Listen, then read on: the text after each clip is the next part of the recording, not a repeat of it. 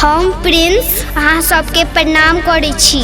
Super fast music के YouTube channel के subscribe जरूर करू और घंटी के निशान के जरूर दबाओ। जय मिथिला, जय मैथिली।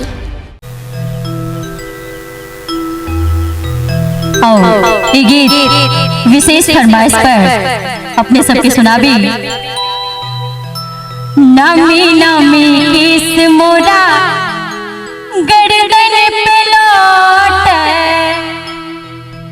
नमी नमी किस मोरा गर्दन पे लौट, बाबा यो जग मूरन करा दिया।